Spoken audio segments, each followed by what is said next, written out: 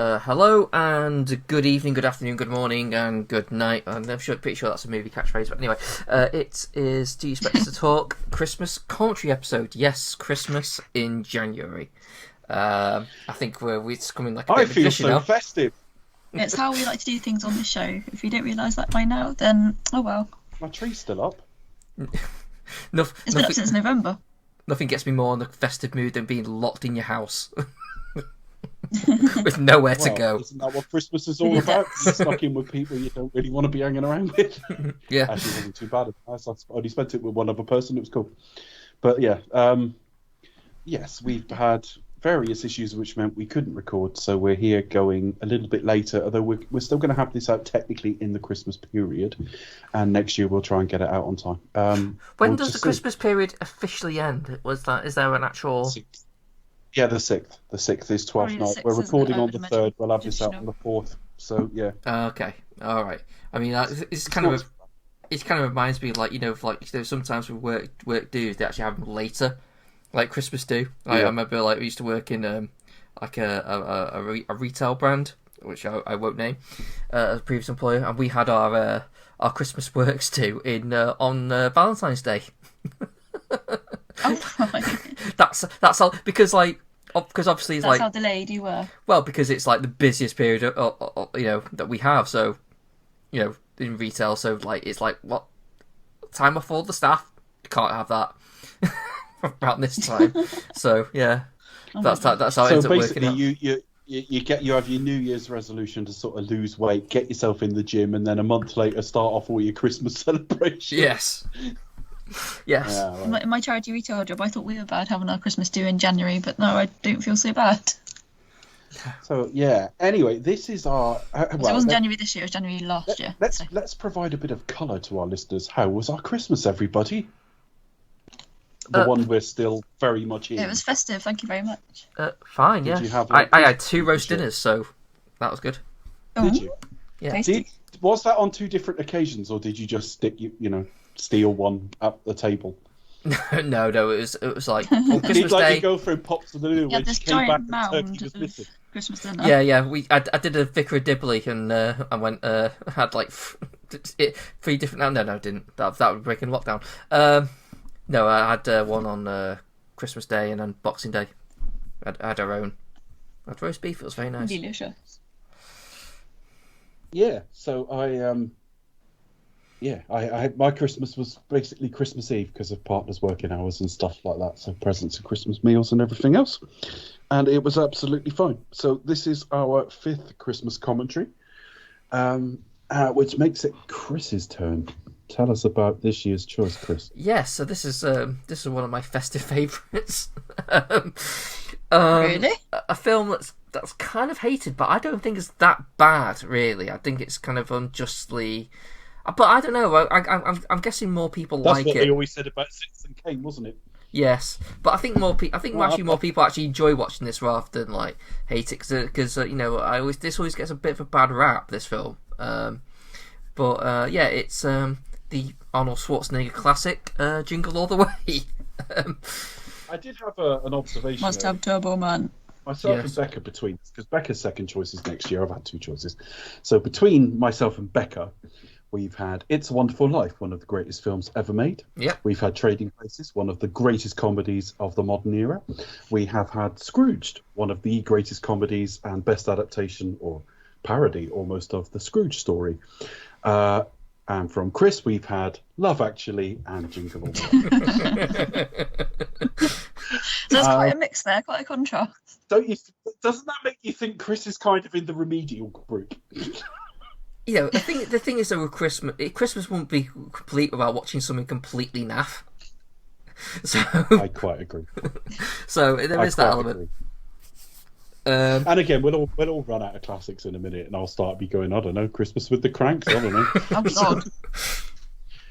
I think I might choose some kind of animated Christmas film. Well, the last 2 or a new one, or a really new one, a recent one. The last 2 years, we have actually chosen at the end of the show. Now, we don't have to, in that we reserve the right at all points to change our mind. But Becca, at the end, you are welcome to tell us what you are at least thinking for next year. Oh gosh, I can't even remember what I said last time. Cool. I'll just pick one and claim that's what you said then. I can't actually think. I can't remember what I said last time. I done a Scrooge already. Oh my gosh, I cannot remember. I mean, what films do you want to watch over the festive period?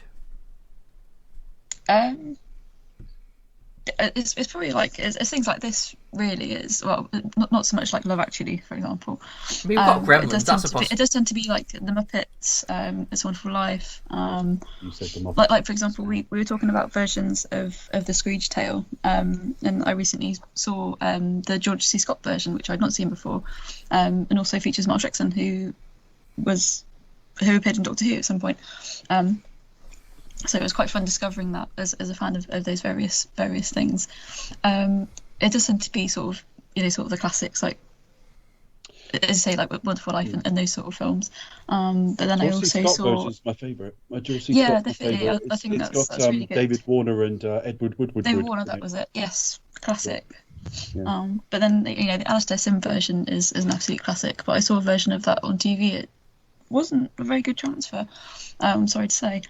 But yeah, George C. Scott version, and I can totally see why it's widely regarded as one of the best adaptations of the Dickens story.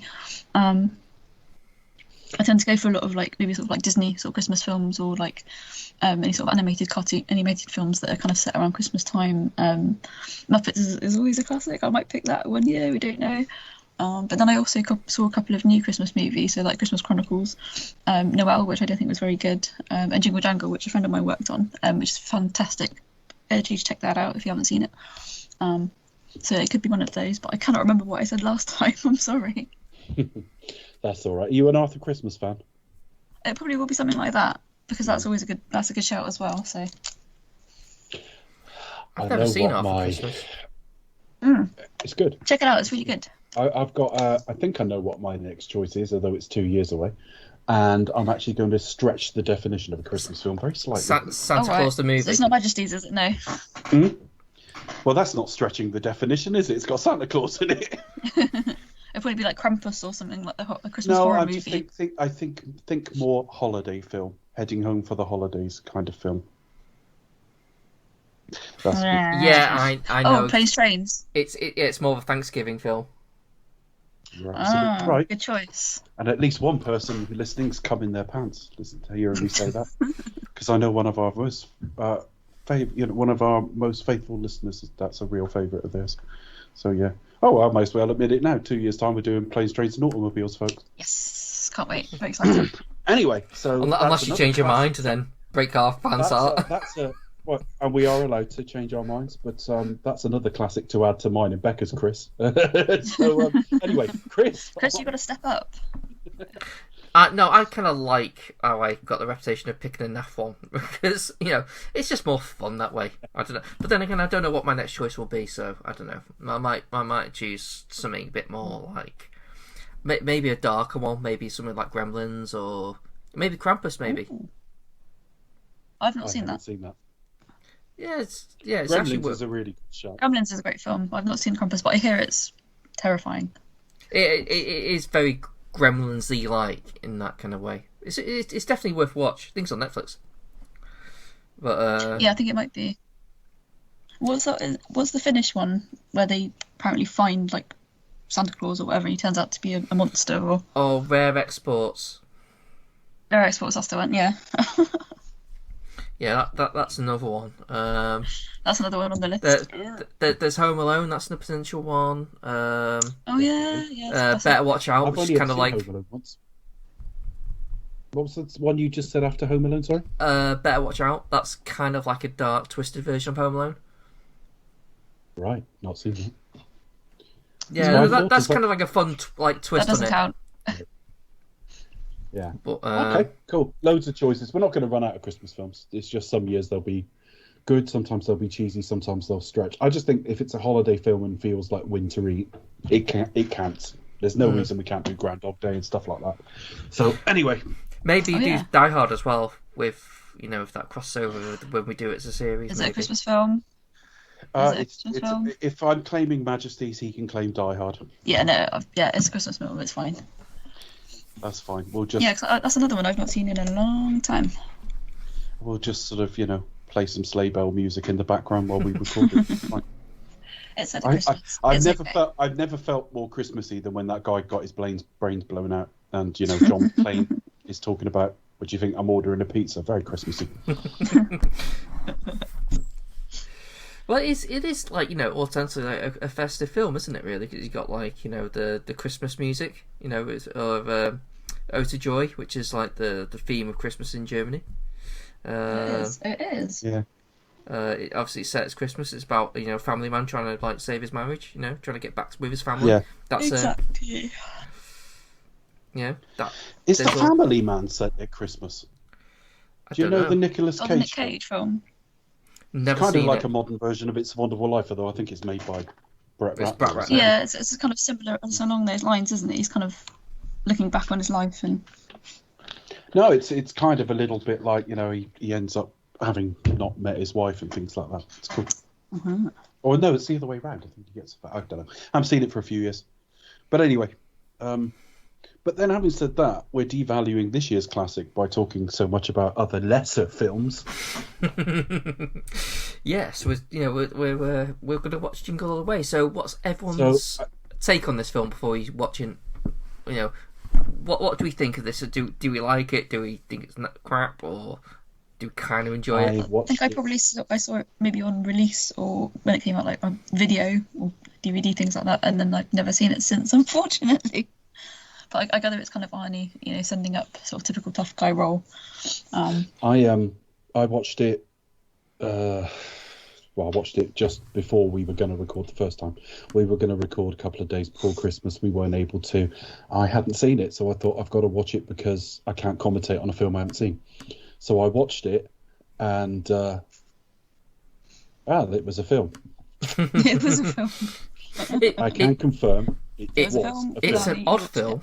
Its tone is quite really a prescient film if you think about when they made it, but we'll talk about that when you go through, because it actually will have come out the year of one of the biggest Christmas toy crazes of all time.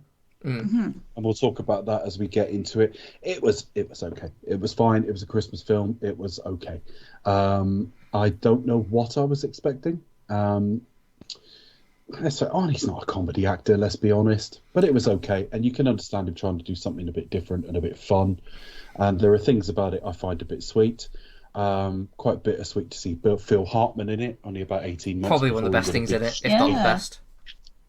Well, Phil Hartman, for those of you listening who don't know, is probably best known. You may have seen him. Hi. Hi. You may remember me for such roles as Troy McClure. He was Troy McClure in The Simpsons as well as other characters, and that character is still... Monorail Man. I don't even know. Well, yeah, but 20-odd years after we last saw Troy McClure, he's still a really famous Simpsons character, and I'm not sure that a lot of people have even really considered they haven't seen him in that length of time. He was also meant to play Zach Brannigan, but he was killed before they got to do his voice work for that particular show. So Billy West, who was Fry in Futurama, stepped forward and did it, but he did it as effectively Phil Hartman. Yeah, in the style of Phil Hartman. So Troy McClure is the obvious one, but even though it's not Phil Hartman, if you go and listen to Zach Brannigan, that's a Troy. That's a Troy. It's a Troy McClure type voice, isn't it? Phil Hartman was married to a woman who had drink and drugs issues, and I always wondered what without trying to victim blame, I wondered what the hell he'd done to her, but reportedly nothing. And she shot him in the head while he was asleep. Interesting. In about 1998. So this is going to be one of his final sort of big screen performances. He was also known for a TV show called News Radio, which wasn't big here, but I saw it and it was funny and it was somewhat popular in the States. There's always a bit of a question mark, surrounding his death as well, wasn't there? There's a bit of a mystery involved as to what happened. Well, his wife shot him. His wife shot him. Well, for a while after it happened, there's always kind of like, is he alive? Is he dead? We don't, I make no apology for this because I just think it's human nature to think this. But when a woman kills her husband, you naturally wonder if she was some sort of abuse victim. But from everything I've ever read, No, I She don't was think that was fine. the case. She was extremely troubled and had substance addiction problems and anger management problems, and she ended up shooting him. And he Yeah, wasn't a that's more very like her side, unfortunately. But I just kind of meant, I remember like in the sort of the years immediately after, there was a bit of it was kind of like almost like a conspiracy theory, like he wasn't dead and he was still, acting or whatever. But We know obviously that was all quashed pretty quickly. conspiracy theories are the method by which dumb people feel smart. Well, exactly. It was ridiculous. So, like, no, um, he's dead. His wife killed him. Exactly. But there was always, I remember, sort of, especially as a Simpsons fan as well, and doing the rounds as you would do on various forums in the early days of. Is it of like the Bruce Lee? Did he go undercover to fight the triads? Like, Well, this is it. It's something ridiculous like that, or like, oh, I spotted Lord Luke in it. And you think, oh, bloody hell, really? It's like, no, he died. Unfortunately, to a gunshot into the head, and it's just like, oh, bloody hell. So, Yeah. but I just think it's quite funny how there was a conspiracy theory, and it's like, no, he's dead. Oh, So just a reminder, folks, this is a festive special. They're designed to make you Merry feel Christmas. warm and fuzzy. Merry Christmas. And if and a you're happy New Year. and I think our final thought on this, with no offence made, that is, if you're upset that this is coming out in January when we promised we were going to do it in December, all I can remind you of is fuck off, it's free. Oh, no, I hope we haven't had too many complaints. Yeah. So with that, Christmas Eve. Or if you care about it that much, just wait until next year. Listen to it during the Christmas period. There you are. Looking at it from this point of view, we're 12 months early, 11 months early. So Yeah. Yeah, there you are. Just assume we started in 17 on our Christmas ones, not 16. Oh no, sorry. Yeah, that's right. So it's all right. Yeah, so it was the listeners who rushed it. They rushed to listen. There we are. Doing this 11 months early just for you. Anyway, so should we go and watch this masterpiece? I think we should. Okay, so Otherwise, what are we doing here? well, I've purchased this on iTunes, so I'll be watching it on there. So I don't know what everyone else has got a copy of. I wasn't going to fucking pay for this. Well, it was only like £4, so I thought might as well. I'm probably going to watch it again at some point. Oh, again. That's probably about 4p per Arnold Gurn. And it's in 4K, so Oh. Ah, great. So all the special effects all look great. How does the Arnold Gurn compare to like Brosnan Cleanface? Well, he's a better actor than Pierce Brosnan. No, you get more comedic value with Arnie's gurney, don't you? Well, they're both kind of limited, but Arnold's got the plus that he's really, really good at a He's certain ripped. persona. And anyway, talked about Brosnan other times. As an actor, he's a lovely husband and father. Carry on. Yeah. Yeah, just ask the maid. So No, that's yeah. His cleaning staff do go to work with a real spring in their step. Arnold Schwarzenegger's treats the help so well. Always leaves them with something a little extra.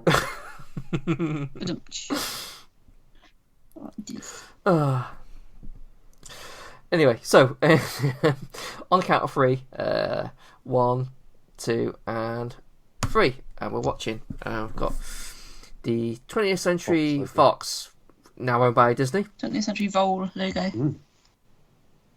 Hopefully it Thing, works. was this Now on on Disney for Plus? Disney and 20th Century Pictures. Now I'll just have a look if it's on Disney. I don't remember seeing it, but 20th Century Vole.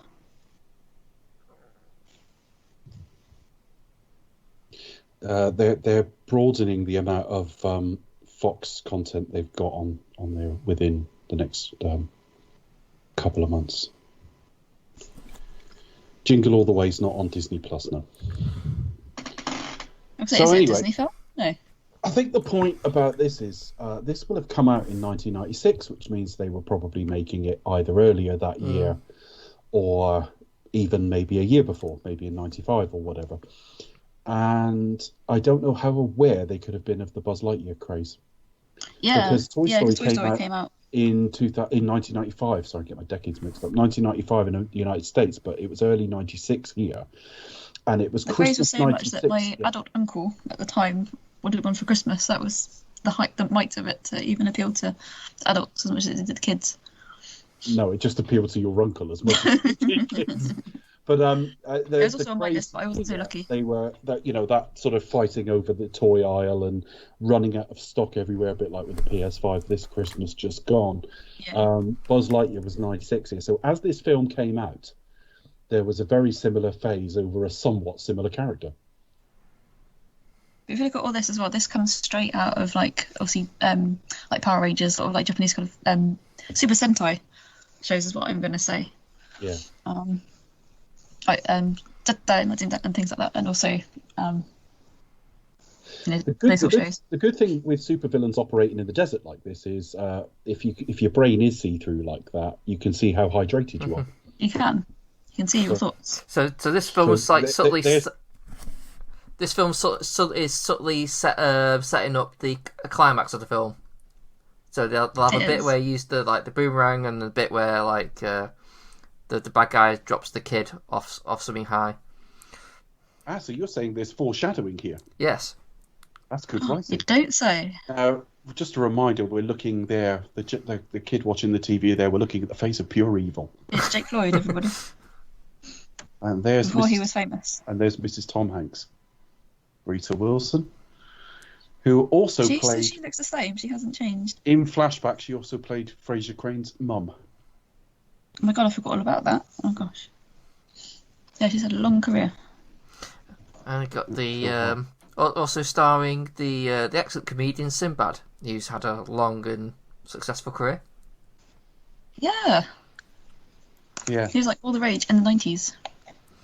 Though I've never seen any of his stuff though. I've only seen him in this film. That's it. Well, and he had his long-running TV show as well, didn't he? Yeah, well, I had an idiotic moment. I read that Sinbad was in it, and I momentarily got mixed up between characters and the actors that play them, and I thought it was the character from Brookside. Oh my gosh, I was going back a bit. Not the sailor, no. There's something about Arnold that even if you think he's the worst actor in the world, which of course he isn't, but he's not the most gifted. But look how hard he's trying here. Arnold. He just works so hard at everything. No extra charge. And he's thrown himself into this part so wholeheartedly. Yeah, he gives good Arnie, doesn't he? Really, he does get 110%. Do you think that's kind of what makes your money's worth? Do you think this is what makes it larger for this film work? Is like Arnie just carrying it through, so committed. Yeah, well, exactly. Yeah. He does carry this movie, and that's how he is. Although I have to admit, in casting terms, the person who wrote this was not considering Arnold Schwarzenegger, was he? Howard Langston. Yeah, that sounds like a good Austrian name. Yeah, the thing is though that's a regular thing for Arnie films, isn't it? Yeah. It's a typical thing. It's sort of like proper American name, and they just sort of either just ignore it or just have one throwaway line of because of course it is not Johann Matrix. Oh, when I spent that time in Austria that one summer, you came back with an accent. Yeah. They've done that in TV shows where they've accidentally remembered that, oh, hang on a minute, we said he grew up in like James Nesbitt's character in Cold Feet grew up in Manchester. It turned out it's hang on a minute, no, you're Irish. Well, I used to go there for summers. I lived in Liverpool for 5 years. I don't sound like a Scouser. It doesn't work like that. Now, as much as Arnie might be unbelievable in this role, is it as much as unbelievable to think Phil Hartman's like a heartthrob in the local community? Do you know what? If he wasn't a bit creepy, just on look, this character would be almost a spin on Ned Flanders. Yeah. But he's actually a little bit creepy. Creepy's the wrong word, really. He's just trying to take advantage of the situation. Well, yeah, it is. It is creepy, but he's just he's just a creep. But he was a super disingenuous. Man. And it very, very talented. It's the intro just part to the of that whole generation of. Yeah. It's a grin on his face. He just tries so hard, Arnie. But it's almost like it kind of knows it's full-on comedy. It just goes it's just so plain face. Yeah. I wouldn't be teaching this kid all this karate stuff if he's going to be like an evil Sith Lord. You're just enabling him. Well, I don't know that just yet. No, they don't. That's true. You know, Wasn't he? Obi-Wan haven't visited him Wasn't he yet. in Uncle? Wasn't he in Uncle Buck as well? Who? Jake Lloyd? Jake Lloyd. No, Wasn't he one no, of the kids in no. Uncle Buck? Macaulay Culkin was in Uncle Buck. Oh, that's it. That's it. I'm a few years I'm way too early there. Yeah, sorry. So Uncle Buck just has dropped on like Netflix or something, and I was thinking of that. It's a good film as well. It I was. think. It was. Yeah, that was made just before Home Alone. Home Alone's a pretty good show because I haven't watched it since it came out. Watched it in cinema. Haven't seen it since. Haven't seen any of the sequels. I watched Home Alone recently, and it did. I know John Candy's like only in it for like, you know, a small amount of time, but it does make you wonder what John Candy Maybe I could would pick be. that as my Christmas movie. It does make you wonder what John Candy would be doing now, because he just has such a warm presence on screen. Yeah, you go and watch the most underrated film he ever did for me, because I haven't seen absolutely everything, but I've seen most of his stuff. Is Only the Lonely. Oh, I don't know that one. He made that I've 2 or not 3 seen it. years before he died, and he was like he was like a 40-year-old bachelor who's had a very sort of controlling mother, and he's trying to sort of have like he's quite lonely, and he's trying to have a relationship, and his mother's like just a bit Oh, full on and I stuff think like I that. So might really have sort of seen that. Yeah. Yeah, I mean, I'm now just past the age when he died, and it is extraordinary. I mean, Planes, Trains, everyone knows, but he just turned up in so many things. I mean, you know, he stole the show even early on in things like Splash. Yeah, very, very talented guy, but warm more than anything else. You're absolutely right. It's not just about comic timing. He was just very warm. Yeah, Yeah. definitely had a screen presence, regardless. Stupid, sexy Flanders. Feels like I'm wearing nothing at all. Nothing at all. Nothing at all. Yeah, he is an evil Ned Flanders. Well, he is pretty much, isn't he? My partner's never seen The Simpsons, so I'm going to have to introduce that to her soon. But she's still working her way through Frasier at the moment. Ah, you're slowly introducing her to the gems of American culture.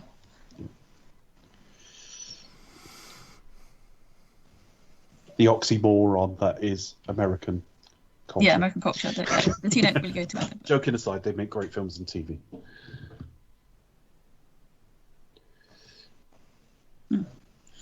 Oh, we didn't miss our karate class. That's great. We didn't see it. We'll be right back after these messages. This around this time he started having like heart problems and stuff, so he isn't as ripped here. Yeah, this is kind of just before he kind of, just as he was sort of settling down and about to sort of go into politics, really, wasn't it? Right, just as he was about to go into his housekeeper. To become the governor.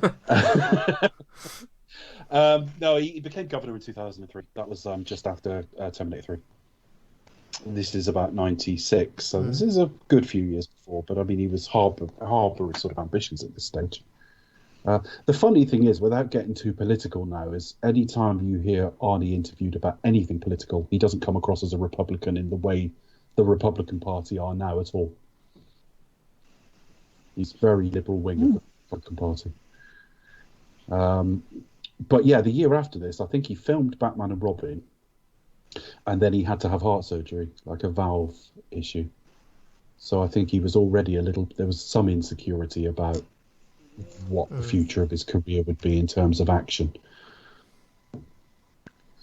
But he's trying really hard here as well. And I don't want to patronise him, like, oh, bless it, he's having a go. I just mean that, like, this is everything I do like about Arnold Schwarzenegger, in that sometimes I don't like actors trying too hard, but there's something about this guy who did everything under his own steam, and whatever he puts himself to, he tries harder than anyone else would. And I think that more than makes up for a degree of natural sort of acting talent. It kind of comes across as like as his character, because his character just doesn't get it, but he's trying really hard. Yeah, like this is not a father who was like, work's more important. This was just a guy who gives everything to what he's doing at that point, and what he was doing at that point was his job. And now he's like doing everything he can to try and make it up. Yeah. Well, even look at the wall behind him. That's his kid's bedroom. that's very in keeping. I bet, he probably helped to create that.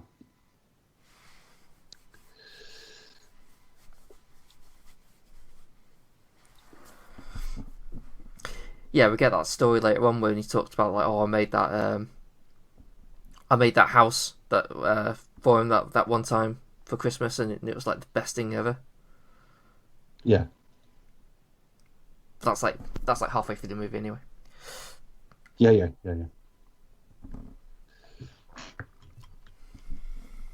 I like I say, I've only seen it once, so I'm sort of nodding along, but actually I'm trying to remember if I can even remember that. Mm. I'm probably just too busy watching the film because I haven't seen this probably since it came out. So.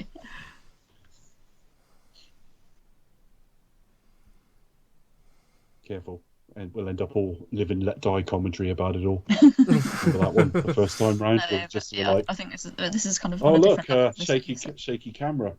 Yeah, what else? Nothing. Great. No, it's really exquisite timing though, really, because obviously had this come out, and as you mentioned, you had literally the craze, the Buzz Lightyear craze, like that Christmas. But I think it's it still happens now. I mean, obviously, like when we've had the PS5 this year, so very kind of toys, especially of our youth, myself and Chris, obviously, or any kind of big toy that came out of from your childhood, sort of like Tamagotchis or like Furbies, for example, or even like games consoles over the past sort of 4 or 5 years. It's just it's something, it's really universal themes, really. Like every Christmas there's something that captures the public's imagination that every kid wants, and it's just like it's that kind of trying to track it all down. So I think it's quite funny because like my cousin wanted a PS5 for Christmas, and her dad was like, yeah, I'm gonna get it for you, it's fine. But I don't think he even managed in the end, I'm not quite sure, but he was a little bit kind of going like hell for leather, like right up until Christmas Eve, trying to find this console. It was just like so it's this film is pretty much universal every sort of Christmas, really. Yeah, I mean, of course, it's a different world now because there wouldn't have been any stock. Full stop. It would have been bought up by and it's all scalpers online, and sold on so eBay. it'd be quite interesting to see like a modern interpretation, like trying to do online shopping. Like, Well, yeah, the film would just be him hitting refresh for 2 hours. Literally refresh. It's not working, Linda. And then going bollocks and spending £900 on And then he eBay. orders 2. He's like, back it out. And then when it arrives, it's like a wok because the delivery driver's stolen it. He's thrown it and it's just smashed against the wall. People have been ordering in this country. People have been ordering PS5. I mean, you cannot get a PS5 now. I've tried, but no. By the time this comes out, I think we might just be about to like restock. But certainly, since Christmas, you haven't been able to get it since early in December, and most of them were bought up by scalpers anyway and sold on sort of eBay for about 900 quid. Well, a friend of mine has got one. They're literally very, very, very, very, very early on. Yeah. And then the place where he would usually go to is actually sold out, and they're having real problems. Well, just on the high street. So I bought. I've had a PC for sort of this generation, if you like, and I bought a game before Christmas that now my graphics card will not support. So it's had it. I still use it for recording, editing, and a few other things and a bit of work. But now at the point that it's like I can't be bothered rebuilding an entire PC. I'm going to get a console this time. Ooh. So I was going to get a console, and when I looked, they just weren't there. And the stock is impossible to get. But the point I'm making is, in this country, and I don't know about people listening to this from other countries, is that Amazon and others have been sending it out via like delivery, and the drivers have been sort of not all of them, but there's been a fair number of instances of drivers stealing them and replacing them with something else. So they'll deliver like a coffee machine instead, something of a similar weight. And that's not anecdotal. There's video footage of it. There's people who've been charged over it and fired because they either want one for their kids, and it's and the temptation of handling them to deliver all day has been too much, or they're trying to their delivery drivers trying to supplement their income by doing what everyone else is doing and stocking them for eBay. I've even seen them on eBay where someone's got a photo of them and there's a pile of them. They've bought like dozens. So yeah, this film is a bit of a period piece in that regard, because anything that's in demand now is bought en masse.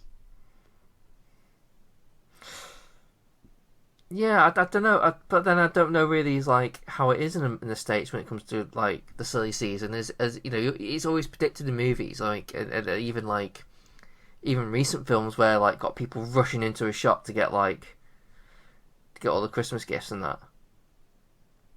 If this was filmed during the pandemic, he'll have promised his kid like a toilet roll. Probably toilet roll, hand sanitizer. But we've seen it with like Black Friday, for example, like Target and Walmart and that sort of thing, and scenes from American Mall being absolutely rammed with people buying like massive off-screen TVs because they're cheap and that sort of thing. So arguably we can look at Black Friday, sort of modern phenomenon now, and think, oh yeah, this is pretty much just the same. So here's Sinbad. Oh, there he is. Yeah. Never seen. So what happened to him? He started in Jingle All the Way, and and it didn't launch him to a career of American Beauty and the Lord of the Rings trilogy.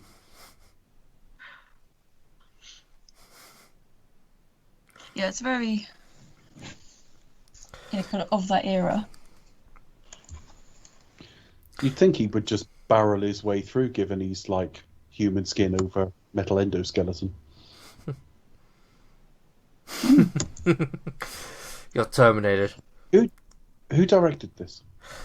Because it feels as Christopher Columbus as hell, but it probably isn't. It's produced by Christopher Columbus. Right. Brian Levent.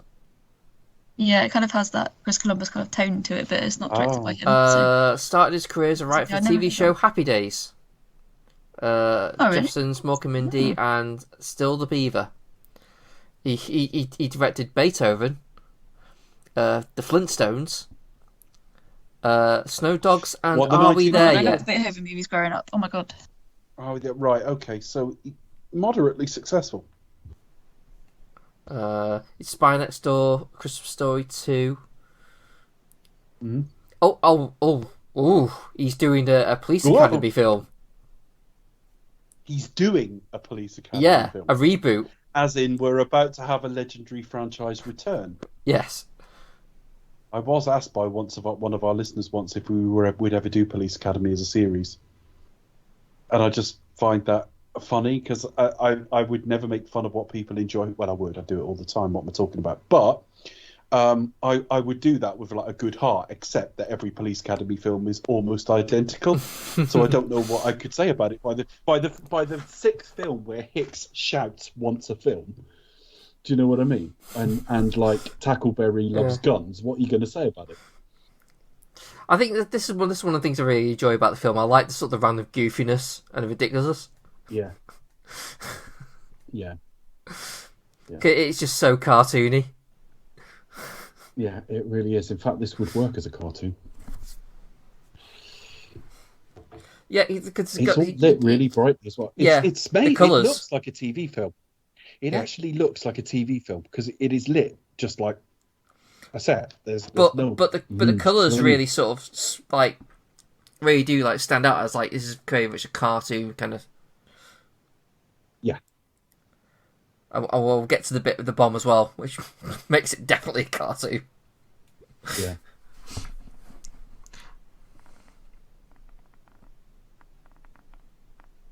He's had heart surgery again recently, Arnie. I've recognised those two, though.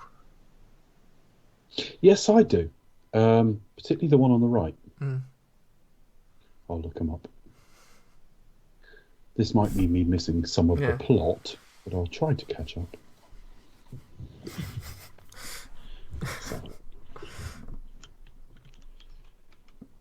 I'll be like, is he still looking for that toy? There was a Jingle All the Way too. I went looking for it and found like the sequel and very nearly downloaded it by mistake. That's a good Arnie quote. So, like, a friend of mine is letting me use his Prime. So I'm renting this on Prime, very exciting. And one of the supporting actors is Chris Parnell, otherwise more famously known for voicing various characters in Archer. And I didn't realise. I was like, where do I know that voice before? And oh my god! Okay, What that? the guy on the right who I said I recognised was Chris Parnell, and he was in Anchorman. He Anchorman. was Yeah, in he's done Walk loads of things. Hard, 21 Jump Street. Yeah. He's got that kind of really instantly recognisable voice, and I was like, hold on a minute, but I mainly know him from Archer, and I was like, hold on. So it's quite good having those kind of fun facts that pop up, but telling you who the people are. And I was like, ooh, Ooh. oh, Hercules. Minnesota, eh? And there's Yardley Smith. He's talking to at the moment. That is the voice Otherwise of known Lisa as. Simpson. Lisa Simpson. See, there's a big Sonic Simpsons alumni in this film. No, he's got the wrong toys. Oh god. That's just cruel. I thought the film was done, and 22 minutes in, it's all going Got the wrong. wrong bloody one. Imagine trying to like shop around Christmas time, people just laughing at your face. I know.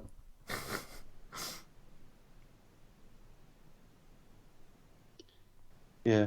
And I'm not quite sure what the stakes are here. It's had to sell him as committed and really nice. Because, I mean, his wife would be disappointed and his kid would be disappointed, but there's no suggestion he's going to lose his marriage if he can't find this. This little montage here reminds me, talking of The Simpsons, this little montage here reminds me of Homer Simpson trying to find somewhere to hang out when his IQ goes up. Like IQ 106, and he can't find anywhere to hang out because he's too smart now.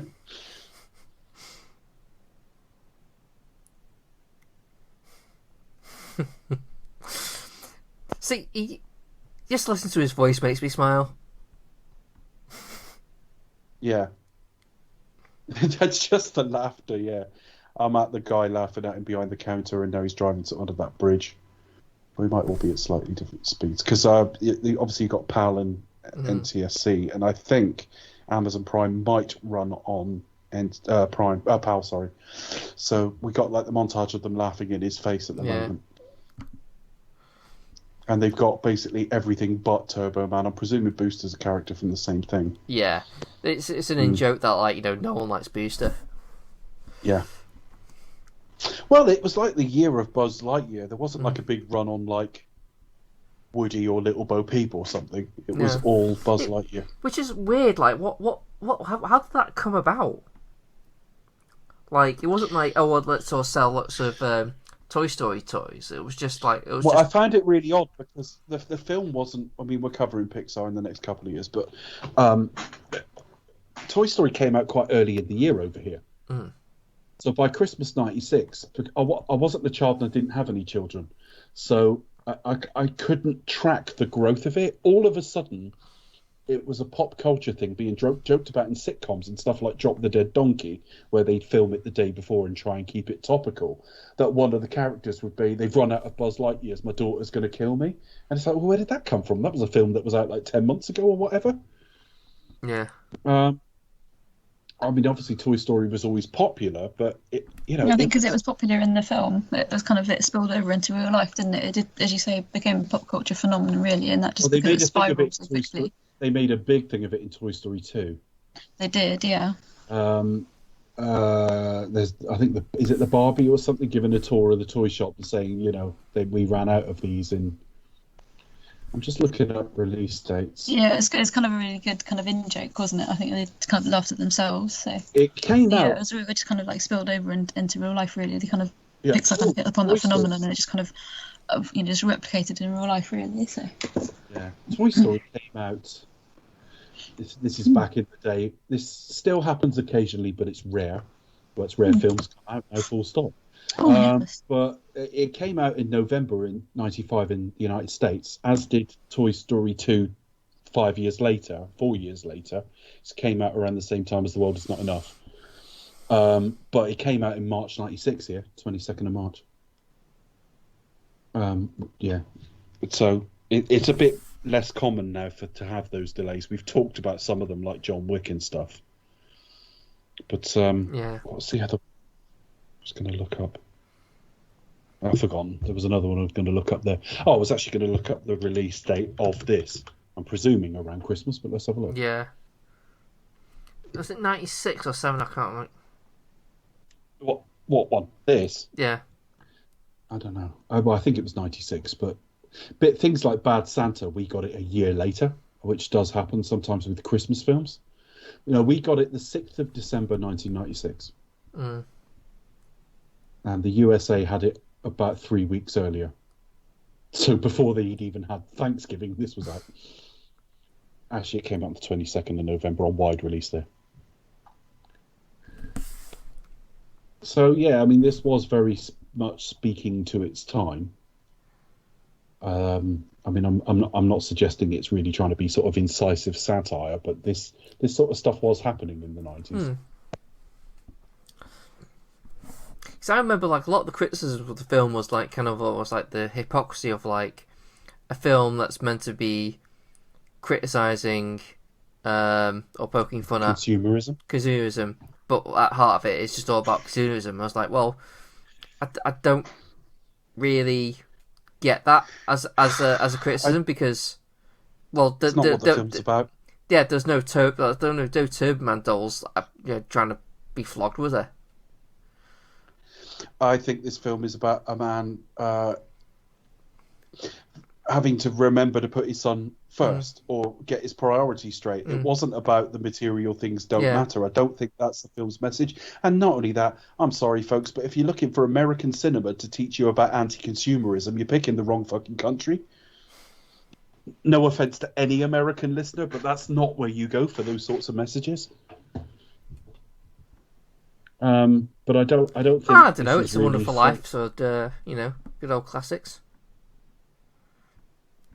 I got the shit kicked out of me fighting over a George Bailey doll that year.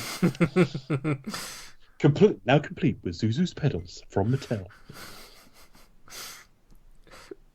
Accessories of a moon with a lasso around it.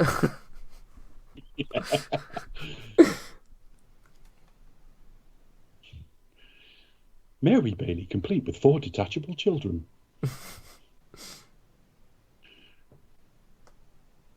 Talking Sam Wainwright. Yeehaw! Does Zuzu come with her own piano? The little girl that plays the piano. I don't know which one that is. Violet? Yeah, who the little girl is. This is the one in bed. Yeah. Now, I'm not saying those things don't exist, but what I mean, a very mainstream Christmas film is not going to be... I don't think that's its chief priority, is what I'm saying. Can you think of anything like that? That isn't Buzz Lightyear, any sort of like modern memory? I mean, that this kind of scenes where like he's fighting through all the people, to get to the toy, for example, it is very like Black Friday or Cyber Monday, those sort of things, really. So the sort of scenes that we've seen certainly in the last sort of few years of Black Friday, sort of here in the UK and abroad as well, just like people fighting for various products. Black Friday's only infected us in the last 10 years or so. It was never. Yeah, it's a very recent phenomenon over here. Because we don't have Thanksgiving, so there's no such No. thing. But it's suddenly become a thing. But that's the spread of Amazon and things like that.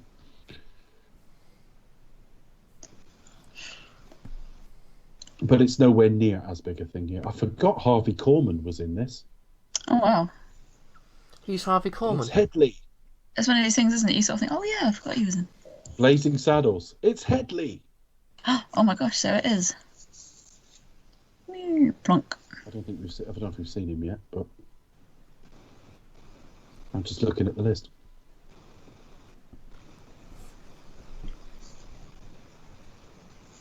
Oh my gosh. So I'm up to the point where about giving I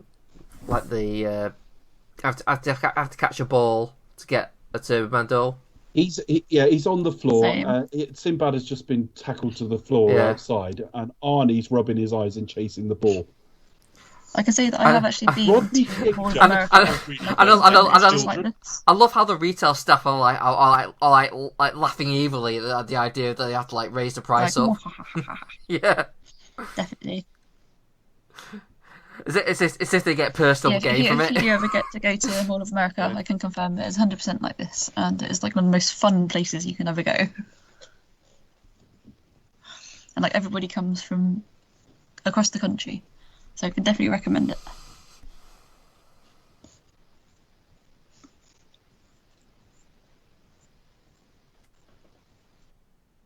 And the kids got it. dear. Yeah, this is like common trope, like Kid's sort going of. to head to a ball pool or something. Yeah. Sorry, what? This is a common trope, like sort of playing It's the Most Wonderful Time of the Year while seeing absolute chaos at Yeah, literally, it's the most wonderful time of year, but parents will beat each other into submission. Pervert. Oh dear. I think there's some parts of this film which you won't be able to get away with today. Such as? Sort of trying to entice a girl with a ball and a in a Yeah, it's a bit kind of, you have to sort of Yeah. think, oh, it's not very PC. the bit later on with like the bomb and the parcel. Yeah. Plays a bit. Yeah, no, I know, and it's I mean, people always like criticize PC like it's always like neutering things, but you do watch things in films from 20, 30 years ago, and you go, yeah, it's probably quite appropriate. You can't do some of these things now. You can still do plenty of challenging and transgressive comedy. You can. This idea that the world's been neutered is a bit wrong, really. But yeah, I mean, adults being anything around children is something you have to be a bit sensitive with now.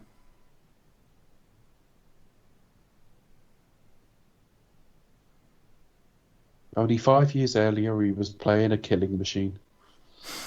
And now he's being beaten by women and their handbags. Just Yeah, goes to show you how versatile he is as an actor. I was gonna say, who says he hasn't got range? Yeah. He can beat people up and he can be beaten up. There you go. What a range. And he can Alan knock his Partridge. head, like he knock his head like on a slapstick style. Yeah. I always think, whenever I see Jim Belushi, I always think of like Alan Partridge talking about Wings and the Beatles. Wings, they're only the band the Beatles could have been.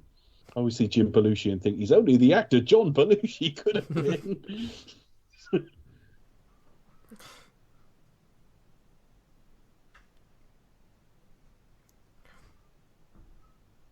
Yeah, it's been apologies for the lack of a summer review this year, folks, but there was no summer to review, so we didn't.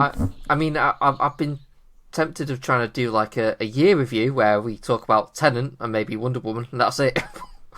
Yeah, and that's it. how there's been no films, but Yeah. And maybe watch a few on Netflix, and that would do. I maybe speculate about when we might actually see the new Bond movie. Yeah. I don't think it'll be April. I don't think there'll be cinemas. I don't think there'll be cinemas to show it in. Well, when they released Wonder Woman, I thought, well, that's a bad sign, because they really have sort of gone. But then I actually watched Wonder Woman 1984, and I go, that's why they released it. It's not very good. Wonder Woman 1984 is one of the biggest drop downs in standards from its predecessor that I can think of. Mm-hmm. It's really quite bad. And actually, if I was just think of the monkey's paw. Just think about this. It says to me, right? It says to me that I've seen because someone asked on a site the other day, like, my top 10 of the year, and Wonder Woman 1984 was in it, and they went, nice to hear some kind words about Wonder Woman 1984. I said, no, I just haven't seen anything. I said, if I went and saw a normal number of films at the cinema, Wonder Woman 1984 would be unlikely to be in the top 40. It's really not very good. But amazingly, Pedro Pascal is flat out awful in it. It's just the most ill thought through, badly written plot. I've not seen it just yet. It's really disappointing, Becca. It's really cartoony. I mean, Is it very like neon? Because the poster's quite neon. No, it's not. It doesn't use its 80s setting at On all. your sepia filter. Go on, Chris. You was talking about it first. The beginning of it is just very kind of cartoon slapstick, and even like interpretation of what the 80s were like. Like you got people at a mall, people just eating junk food. It's like, it really is just like right in your face and not really sort of trying very hard. And it's just all like the common tropes, like, people like robbing like an antique store. It's just like, okay, why? And then they do the stupid thing like of, you know, I forget what one of them does something like just really really dumb, and then decides to just like grab a kid randomly. Whereas like God. you would just get the hell fucking out of there, wouldn't you? You just be like, Yeah. But then you get into the main plot, and it's really... And Kristen Wiig is really, really cartoonishly... Think of all those, like, She's All That type films where you get, like, the ugly duckling who's actually just an attractive woman but with a pair of glasses on. It's that kind of effect with her. She's really clumsy. It's Kristen Wiig being Kristen Wiig, although she's got more range than that. I've seen her in stuff where I've really liked her. Pedro Pascal is really massively overacting all the way through it. I've heard people say, "Oh, he's the best thing in it," and I'm thinking, well, that says more about the film. But also, I think a lot of it is, I think that's goodwill from The Mandalorian. Pedro Pascal's a bit flavour of the month now. He's rubbish in it, I promise. And the plot is fucking idiotic. And you've even got a sequence of Chris Pine trying on clothes. Hold on, but didn't he die in the last film? Yes. And the way they bring him back is ill thought through and creepy as fuck. I was like, hold on a minute. I did kind of hear rumours that he was in it, and then I was like, but he died. But obviously, it's a it's a fantasy film. So I mean, I won't say it because anyone's not seen it, especially with Becca included. But no, it's fine because like spoiled it anyway. The way they bring him back, it's like they could have done something interesting by adding like a moral dilemma to it. Like if they addressed it, they would have added something to the film, but they don't, and it just makes it seem really like he should have some morality about it. It's like it's like, hang on, no one's addressing the elephant in the room here, kind of thing. So it's a little bit like it's a little bit like All of Me, but it's just very good. The action's not very well shot. It's very very badly written. The plot is fucking idiotic.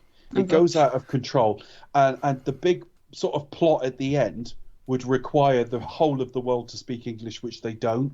It just none of it works. Absolutely, that sounds crazy. None of it works. It's really poor. But unlike a Batman which and is Robin, why it did come out in cinemas then. Unlike a Batman and Robin, there's individual scenes that work quite well. Now, Gal Gadot is not as good in this film as she was in the first one, but there are scenes where she tells you she's feeling something. Whether you think that's a sensible emotion given everything is another matter. There are scenes that work, but not many. They are quite minimal. Go on, Chris, sorry. I was just gonna. Well, Gal Gadot is actually... I think if anything, the film does sort of... She is great in the role in terms of, like, she is that Wonder Woman. She does have, like, a presence of it. But anyway, watching Arnie fight a load of Santas. Put it this way. Last thing on Wonder Woman. At one point, they've got... This is how convenient and shitly written this is. They go to... I was about to say Israel, but I think I'm only saying that because that's where she's from. They have to go to the Middle East somewhere anyway. Egypt. They're looking Egypt. For Pedro. They're looking... Egypt. Oh, no, it is the Middle East. Sorry. No, it isn't. Sorry. It's Egypt. You're right. They go to Egypt. I kept thinking Israel because that's where the actress is from. They go to Egypt at one point because they desperately need to find Pedro Pascal's character. And they're in a car driving down some sort of deserted road. And he happens to pass in a car the other way. That was handy, wasn't it? Can you imagine if you came to Britain to look for someone and you just passed them on the outskirts of Salisbury? You'd be like, well, that was handy. Oh, hold on a minute. There he is. That was easy. I don't know what it is, but it's not very PC of me, but when the bit where the Big Show just punches like his midget mate by accident always makes me laugh. Yeah. Oh, yeah. This is where they've cast two. They've not written this with Arnie in mind at all because this doesn't quite work. I mean, Arnold is still a big. It doesn't quite translate very well, does it? This is meant to be someone a bit more. This is meant to be more like Chevy Chase or something. I kind of get the impression that it should be somebody like Griswold type character or John Candy, that kind of film, but they just kind of like they couldn't get any of those, so they've gone, Arnie will do. You know, he's John Candy was quite difficult to get for a role at this stage. Yeah, I imagined he was very popular. But obviously it's kind of Chris Columbus kind of movie as well, but it's kind of very much in that vein. It was the Being Dead. Arnie tries really hard, so exactly. It's like Shakespeare wasn't writing many plays this year. Oh. This film was starting to lose me at this point, because I think the visual of all the Santas being arrested is meant to be really funny, and I didn't really find it so. It does fall flat a little bit. I just like Arnie just wing it as a cop, because it's like something he's played previously. Yeah, I can't see. It's like in a previous life I was this. I can't think of anyone trying to pretend to be a cop without thinking of Manny in Black Books. Oh. Where he's like, I'm good cop, you're bad cop, or I'm bad cop, you're good cop, all right? And when it cuts to him, he goes, "You have beautiful eyes." Black Books, his birthday. Oh my gosh, that's so funny. Such a funny series. He's bought an espresso machine and a box set of The Sweeney. So he sits up for night after night watching The Sweeney, which is a 70s cop show, and lots of like, "Shat it!" Shat it, you say. Drinks a load of caffeine and then sort of gets delusions that he's a policeman or something. And they end up assuming he is, and he ends up interrogating people. Why about we all go for a nice fondue? Oh, he's broken down, Chris. It's like this is all designed to go wrong for him. Well, it's like everything goes wrong for him. While his creepy neighbour tries to hit on his wife. But as great as Phil Hartman is, he should be more. Arnie's character should be more everyman, and his neighbour should be a bit more perfect man. Yeah, there should be more. There should be more of a sense of real threat from that guy on his marriage. Yeah, he's not quite that everyman character. I think, but I think they're just playing to Arnie's strengths, and they're playing to like. So, what's the kind There's of a typo in this episode? Yeah. What's the counter to Arnie? What's like, Phil Hartman? Yeah, I guess so. Oh, so Arnold, under strengths you've put fathering Sith Lords. Yeah, because I don't think the real threat isn't really sort of Phil Hartman. It's the fact that is Arnie going to fuck up enough that Yeah, but it would be something would be added to it if there was like a perfect guy next door. Yeah. And I know they've had him get the lights correct and all the rest of it, but yeah.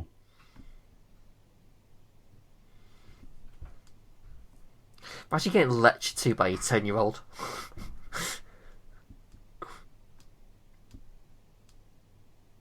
I'd be more concerned to find I've got a 10-year-old, Chris.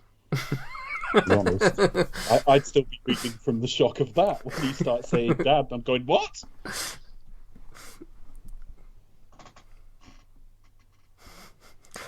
Go to your room.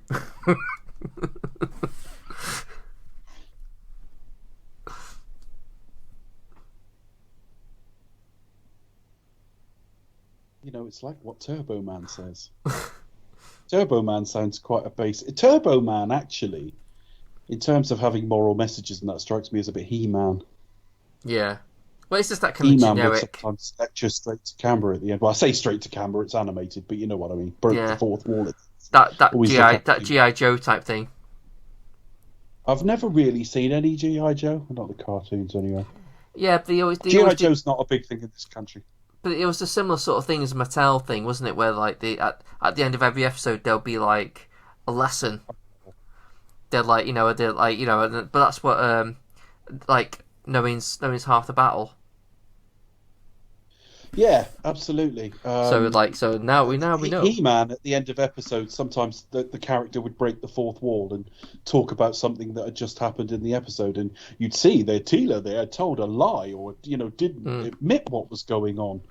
So yeah, there'll just be them like kicking back and things like that, and casually, well, they sort of do like a little. So sometimes they even did that with Skeleton. I'm sure they did. Yeah. But I might be thinking I of the New Adventures though. Yeah.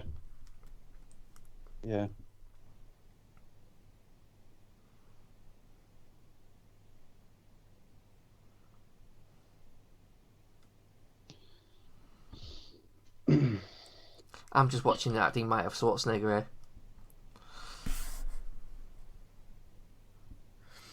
Yeah.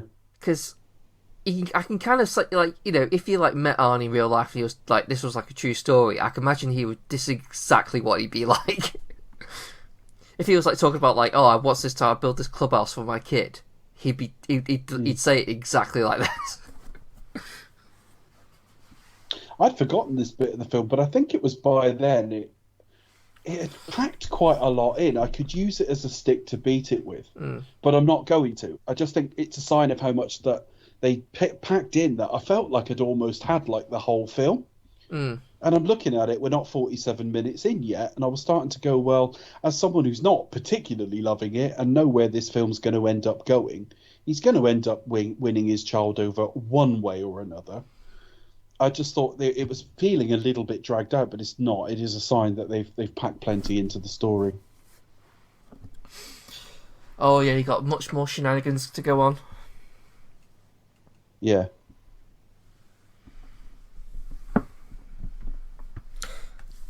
I mean, this place is fucking dead on Christmas Eve. Yeah. To be honest, I'm getting unused to seeing places busy now, so nothing looks as Yeah. odd. Oh yeah, that's true. Have you got to the point yet when you see people sat really close to each other on shows, or coughing, and not washing their hands or something? It all looks really odd now.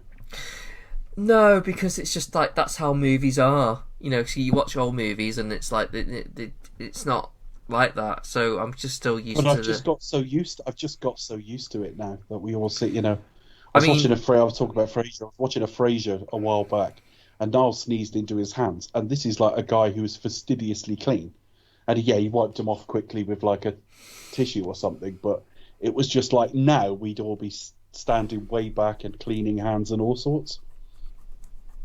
I don't know. I guess it's just like, you know, it's just not. I mean, occasionally, like I'll sit there with my girlfriend and we'll like watch like advert pop on telly, and then she'll go like, absolutely outrageous. I see no social distancing going on whatsoever. Like, you know, and things like that. We'll just like make like sort of funny comments, but I don't really think about it because it's. I don't know. I guess I'm just used to it not existing in like TV shows and films. That I kind of don't expect it to. You know.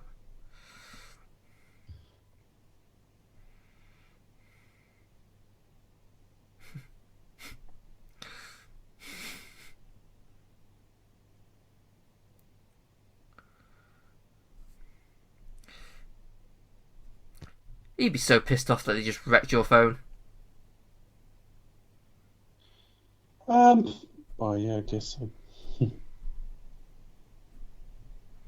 Where's this shot? Is this this has got to be like a northern state, isn't it? It's got to be like somewhere like Wisconsin or somewhere.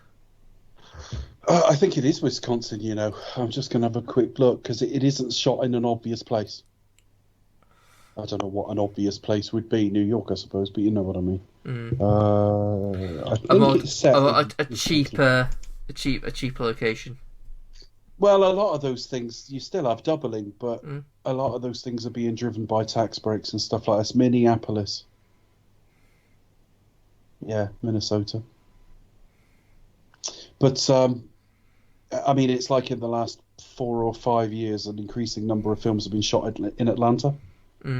Now, quite often they'll be very judicious about what they do film there, and it'll still double some other city, or it'll be an indeterminate city.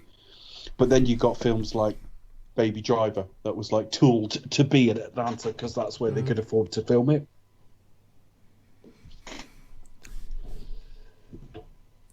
Wonder whatever happened to that guy in Baby Driver. What, the crime boss? Yeah, Kevin something or other. Yeah, I always thought he'd make a Kevin good fuck all leg on. Yeah, but how can you not look at Kaiser Soze and think cartoon chicken? I say, boy. I mind you, the lead actor in the film has been accused of a few things as well. Yeah. But, I'm not one for trial by social media, but certainly there's a case that a little while down the road that could be an even more difficult film to watch. Well, let's face it, like half of Hollywood's been up to something one way or Now another. this actor here, he's sort of jumping around with, I know from the TV sitcom Roseanne. Yeah. He played like a boss Leon who was like gay. Don't know if you ever saw the show. No, but back in its first run. I think he's also like he did Sabrina the Teenage Witch. I think doesn't he like do the voice of the cat? I could be wrong. I've ever seen that show. Let's look him up. Everyone's so committed. He's sweating his balls off. Arnie's gurning wildly. Everyone's like really trying in this film, to say the least. I think they're trying to make it like a Christmas classic. They are. And arguably they've succeeded, because people still talk about this film and enjoy it. So that's cool. Yeah. I'm just going to look for him.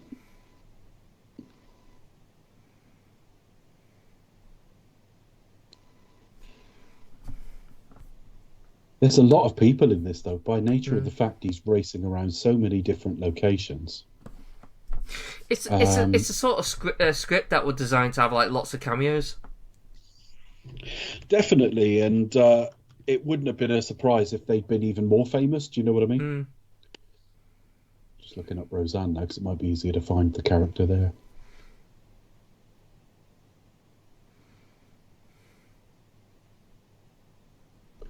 I'll keep going, I'll get to it. But, so did you see this when it was first released then? Because you'd have been... Well, no, actually, I was about to say you'd be the right age for this, but no, you'd been about 14.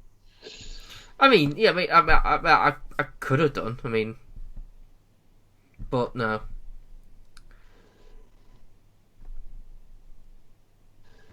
No, I didn't ever see it, and I think some of it was the age I was when it came out, because when this was released, I just turned 20. And like I say, at that age, it was around the same sort of era he made Junior and things like that. And I weren't up for this sort of thing at that age. I'm a bit more easygoing about it. Bad reviews as well, so you'd be like, oh, I'm gonna spend my money on something that I want to watch, Yeah. Martin Mull's the name of the actor. I've just found him. He played Leon in Roseanne. And I'm just going to go sort of back a bit, because he's still working, but was he in The Ellen Show? He was in he was a few. Sabrina the Teenage Witch. Yeah. He was Principal Willard Kraft. Oh, maybe I was wrong then. But he was in it, so... No, but he was in 73 episodes, and I don't know if he was in 73 as all the same character. Willard Kraft. Yeah, he was the principal in it. Yeah. That's probably my memory from. Voice. No, yeah. I think it must have been someone else who voiced Saying the Cat. Yeah, and he was in an episode of The Simpsons, and if it's this episode, I think it was. There were two of them, and the other one was George Carlin, like two brothers. So where Homer was trying to find out who his mother was, or where his mother had gone, or what his real name was, or something like that.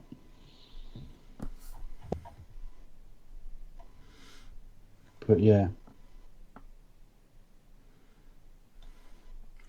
Yeah, do a postal bomb joke.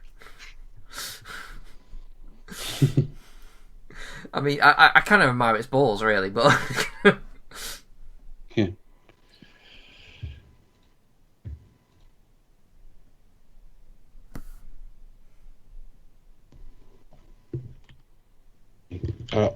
Not to ruin the magic, listeners, but Becca had to step away for a minute. I'm just going to see if she's still around. She'll be back shortly.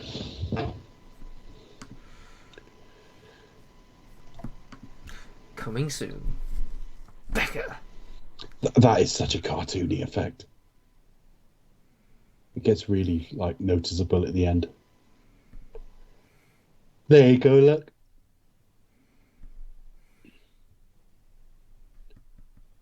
With his hair up like that, he looks like John Forsyth. I thought it was like Blake Carrington from Dynasty or something. It isn't. Which bit are you up to? The bomb's just gone off, and we've seen the guy with his hair. Oh, right, yeah. Yeah. And now his car, or the car, is all like sprayed on Merry Christmas, spelt wrong. Yeah. It is everything I do. Oh, he's now. I'm presuming he's practicing. Yeah, he's practicing for what he's going to say to his wife. And now here's Phil Hartman putting Star on the tree. I'm not quite there. Oh, Liz, I'm so sorry I didn't get one. We sat in the car. I failed as a husband and I failed as a father. You could be a few seconds ahead of me. Could you ever forgive me, please?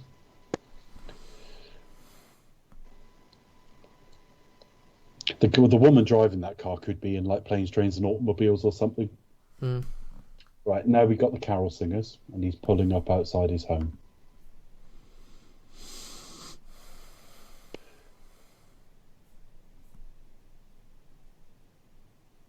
They always live in lovely suburbs in these films. Yeah. I think you might just have American listeners. You might just have nicer suburbs than us. Your houses are certainly very way bigger. Quaint. Yeah.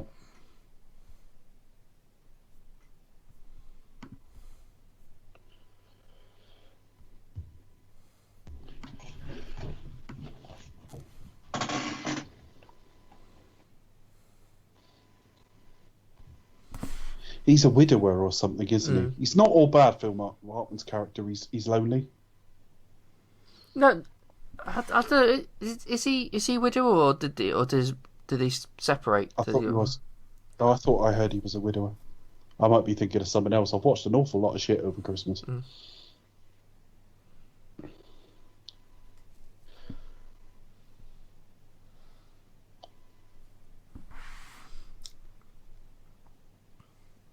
I never understood the credit card trick.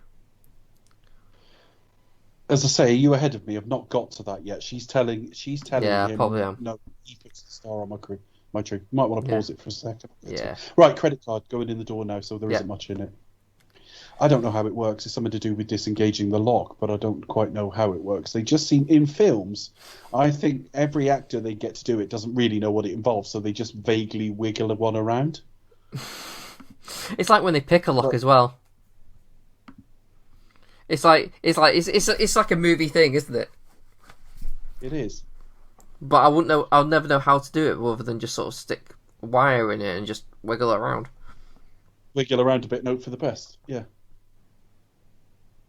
I thought the whole point was you're pushing it in and then pulling it back against the lock to just try and get, like on a Yale lock, it to move backwards.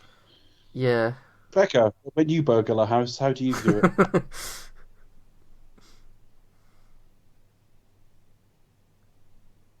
She doesn't want to incriminate herself.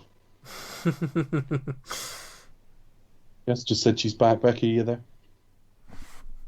Nope. Okay. She will be in a minute. She said she was back.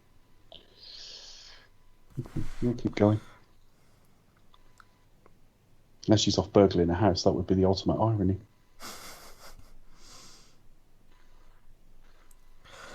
After a year of being Batman, she's gone back to crime. Yeah. Do you think this is a reference to Conan? This whole thing with the reindeer? Because didn't he punch out a camel or something in Conan Barbarian? I don't know. I really don't. I don't know how. There is something about this film that the writing, directing, and everything else wasn't made with Arnold Schwarzenegger in mind. He was a huge star. It suited him because he didn't know where his action future was. And I think after Twins, he quite enjoyed doing comedy occasionally anyway. I don't know if that was written in because Arnold Schwarzenegger was there or it's just one of those coincidences. Well, that's going well. That's a proper comedy thing, isn't it? Where like everything's just going wrong. Everything going wrong. Yeah, I just expect that piano to be playing itself like in The Naked Gun. I can hear that in my head because I haven't got the sound on this. Start climbing out of a building and hanging and touching a woman's breast by accident. Yeah.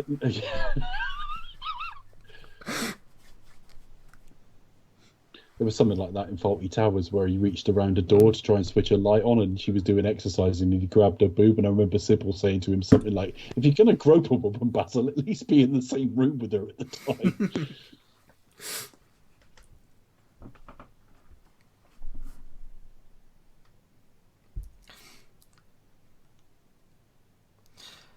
I don't know why he had to like press it to sort of like realise it was that. It's like, well, you wrapped it and it's in Turbo Man wrapping. Yeah. Which is a bit of a giveaway, really. Yeah. You should have a bit.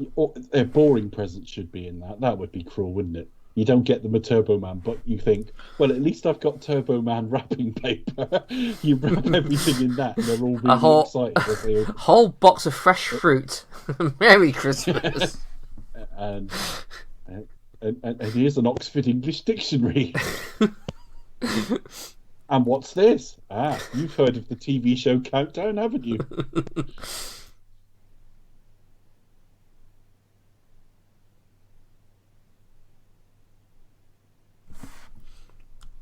That has to be written in Arnie mind. Yeah.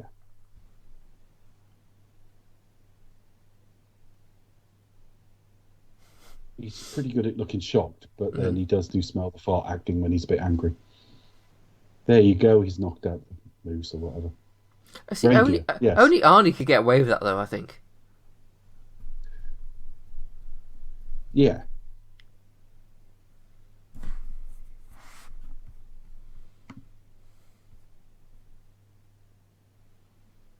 So they're going to, what is it? They're going to some parade now. Not to be confused with Gentleman's Magazine parade. It's very different.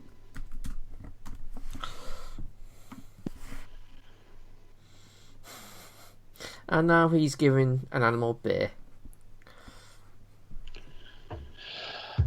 Well, that's a good idea. I can't see any health issues with that, can you? No.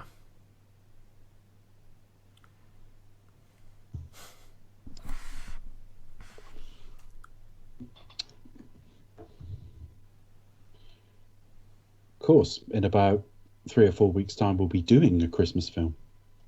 Because we get to the Lethal Weapons. We get to the Lethal Weapons series. Yes.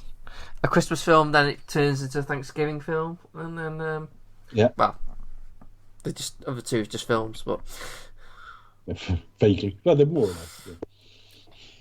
Yeah. They've just announced Lethal Weapon 5 is definitely going ahead, and Richard Donner will be 91 by the time he directs it. Bloody hell! So is it going to be with everyone on like Mel, Danny Glover? I haven't heard well, we're going to have the main two. I mean, Joe Pesci did The Irishman, but he's effectively been retired, and I haven't heard anything about like Rennie Russo or anything, so I don't know. I can't really see it working. I think it's just like, no, you just gone past it all now. Well, I don't know that there's a huge appetite for it, but I mean, who wouldn't go and see it? I would. Yeah. Nice that Dick Donner's back, though. Yeah. Well, who wouldn't want one last thunderous portion of experience, Dick? Yeah, exactly.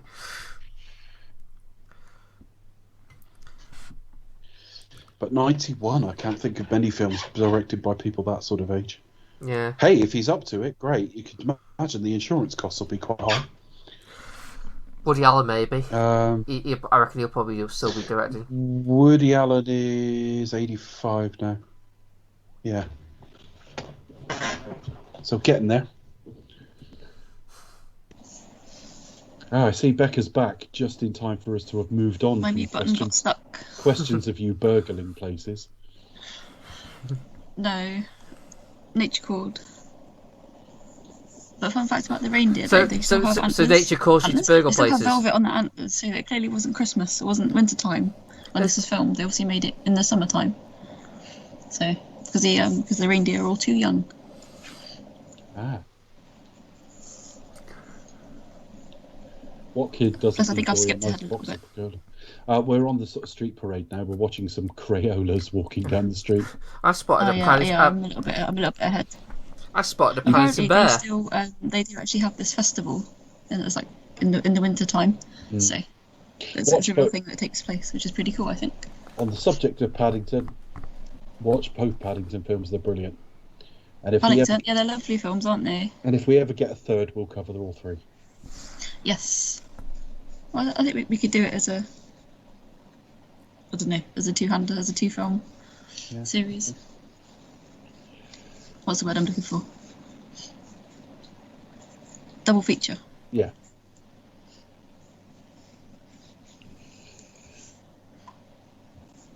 Yeah, it's really lovely films. I kind of thought, the sequel, I thought it was going to be not that good, but it's charming. It's better. It's better. The sequel's better.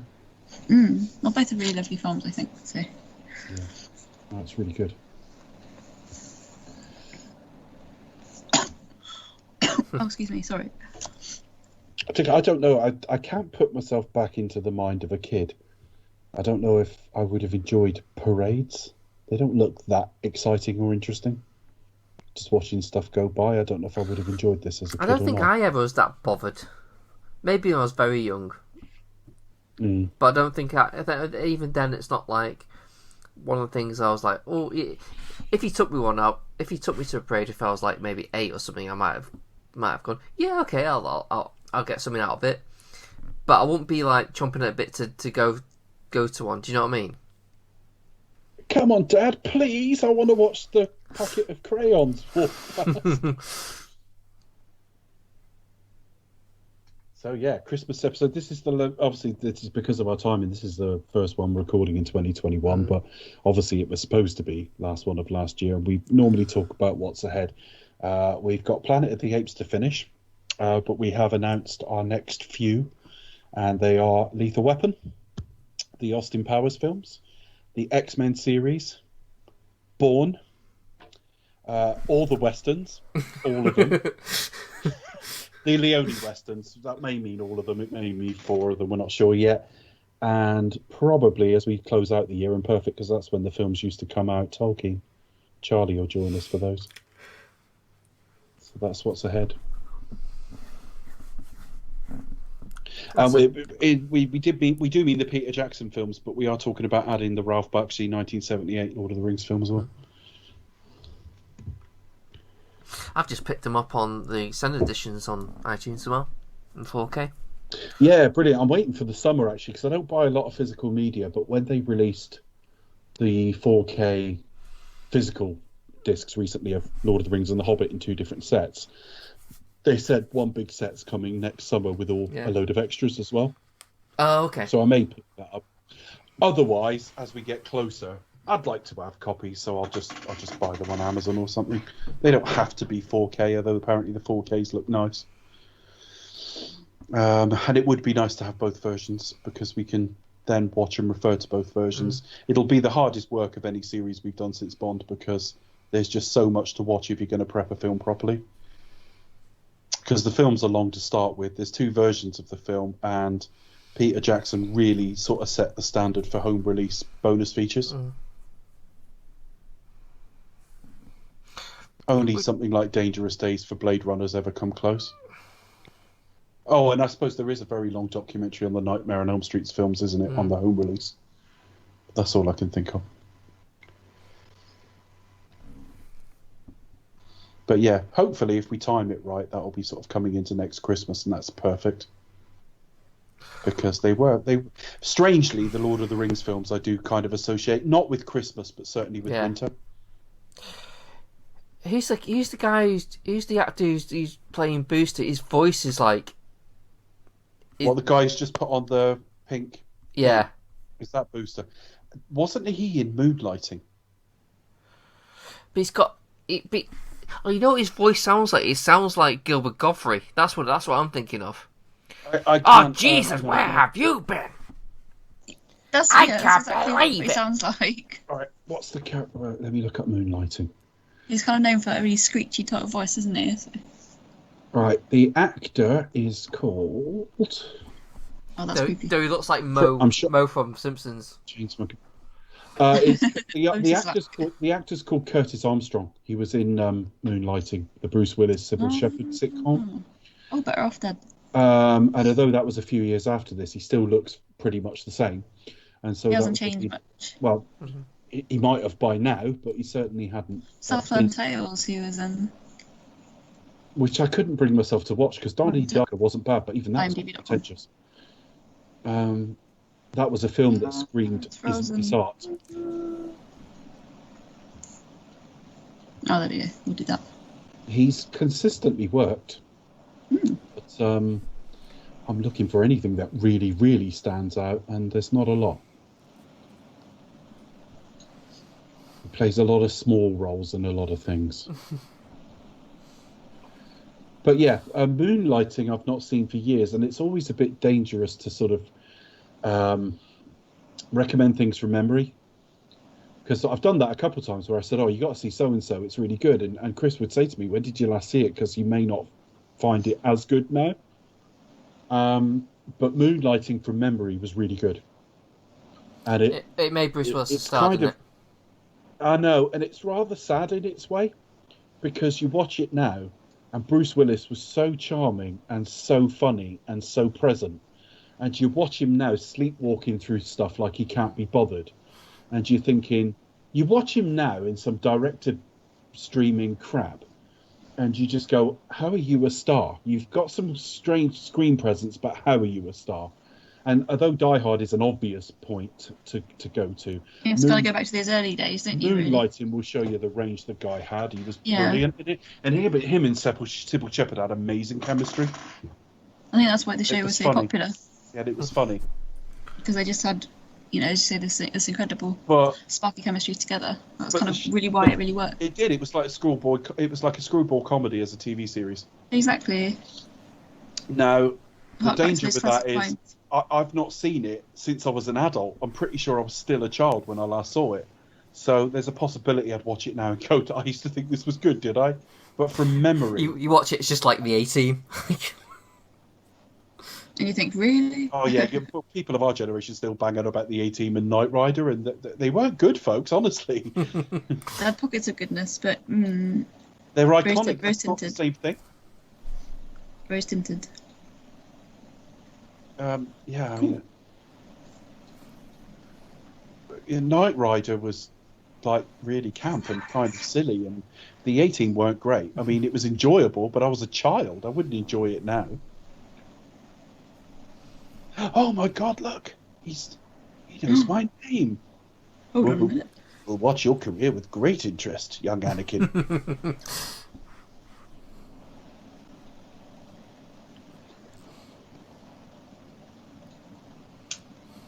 I think Turbo Man has selected a winner.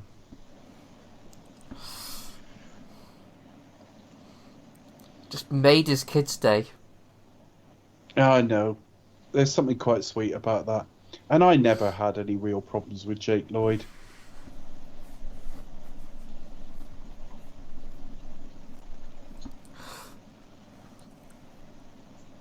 I know he's very young, but how he cannot tell that's his dad is just beyond belief. But there you go. No, it's a bit weird, isn't it?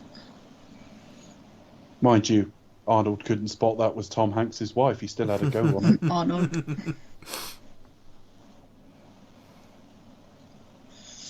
I watched Big last night. Oh, 2 nights ago. Oh, Robert Loggia. With Robert Loggia, yeah. For Robert Loggia. Starring Robert Loggia. Oh my God, it's That's Robert Robert Loggia. What's that from? It's Family Guy. What's that I from? think that's a Family Guy reference. I've Yeah. seen it, I just couldn't Yeah, place it's like Sorry, Robert it's Loggia. it's a cutaway gag. It's like something like standing behind Robert Yeah, Loggia. Yeah. It's quite funny because I could have pronounced his name, so I pronounced it Well, like yeah, I used it's to say it. spelled Robert Loggia, isn't it? Yeah.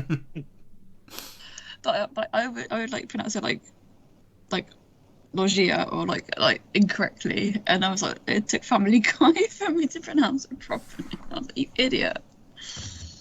Pronounce it in like a very Italian way, and then I need to be pronouncing it a different way. Yeah. Dumbass.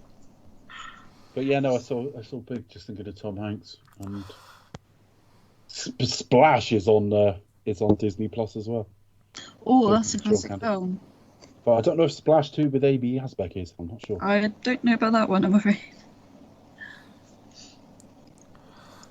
So somehow, like, the designers have managed to make, like, a hand that sort of comes out. Yeah. Comes out the toilet. It detaches your hand from your body without any repercussions for that whatsoever. I think, I mean, I can't speak because I don't know every country in the world, but it's another thing that strikes me as uniquely American. The whole commentate on the parade thing. We don't really have so with a male here, and a female doing really cheesy banter. Yeah, I think that is a sort of uniquely American thing. I mean, here we'd have like Hugh Edwards for a newsreader or Dimbleby commentating on kind of like a Lord Mayor parade sort of thing. But yeah, it's not something we really have, certainly here in England anyway. It's one of those things I was like, is that just a movie thing, or did they actually do that? That's what the pop culture tells us, to be fair. Like, it could be like a movie narrative thing, because they like to sort of like narrate these sort of things. Yeah, actually, I think with Spider-Man 3. When I was there, I don't really have anything in modern memory, because I've seen sort of like the Macy's sort of Thanksgiving Day parade and everything, but I didn't kind of watch any of the news or see if it was commented upon, so I'm not really sure. I don't know, Dave, if you spent time in America, I don't know if you remember seeing something similar or not really. I didn't go to anything like this, though. I mean, I went to some entertainment things, and there were certainly things that were different and a little bit, to our palate, cheesier, but that's not to insult it. It's just a different way of doing things. But no, I never went to anything like this. I mean, I was only there for a few weeks at a certain time of year, and I've been over a few times, but I haven't been there on any major holidays or parades either. So, I mean, the closest I got was I was in New York a week after Thanksgiving. Ooh. So I wasn't quite there for that. You missed all the excitement. Yeah. But if you think you eat a lot of food at Christmas, bloody hell, Thanksgiving, Jesus. Oh, I know. And the thing, I know. I don't know. I've sort of been I've been given a lot more food this year. I'm with someone at the moment who just cooks a lot, and it's all fantastic, and it's it's great. But gotta read it all. Nom nom. Yeah. It's tasty.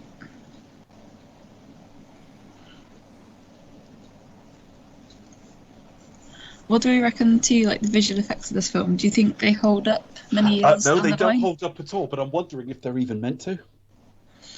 It adds a certain charm.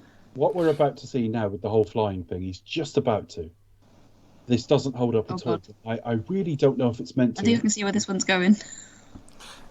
Look at that. I mean, that's just... It is Looney Tunes. That is literally like it is Bugs Bunny levels. It's very cartoony. Yeah, that is. I mean, that's even more speeded up than Thunderball. and that's rare. That was super speedy. Look at that, look. I think that's meant to be cartoony, because bear in mind, the chief audience for this is children, and you wouldn't want to scare them. Yeah. And, a guy suddenly looking terrified having to fall like Alpha Male. I can't believe they managed to sort of, make an actual jetpack that actually works. Yeah, particularly for a child's parade. Yeah, I mean, the real Turbo Man. You think the military would be more interested in getting that down first, wouldn't you? Yeah, but this is like Fast 7 or mayhem in the centre of town, and no one's doing anything about it at all. Can we scramble the military?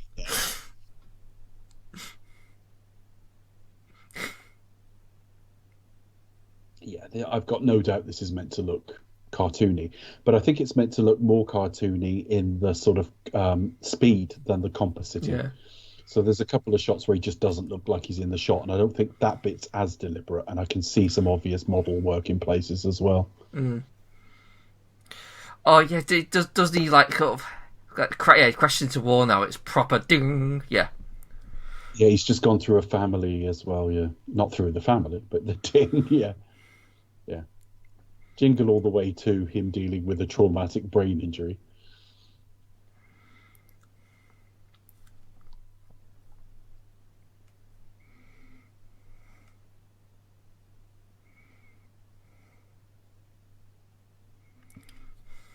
They all look really... The look on people's faces when they fall in these sort of cartoonish type films.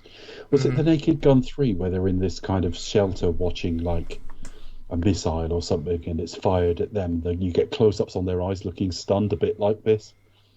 That's very comedy film trope.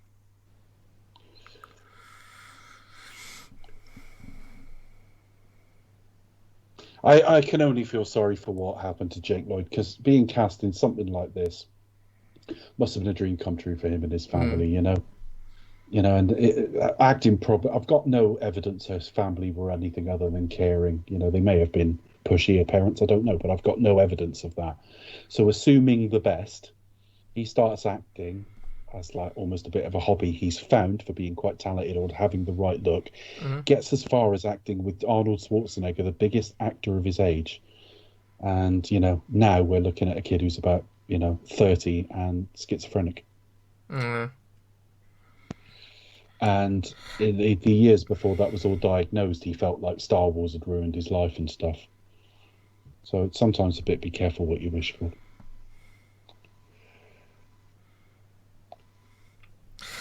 It is a shame because I remember, like, I've said this before, I remember like times when he's been interviewed, like around the the Phantom Menace sort of promo, and he came across as actually quite sort of like grounded and bright for a kid.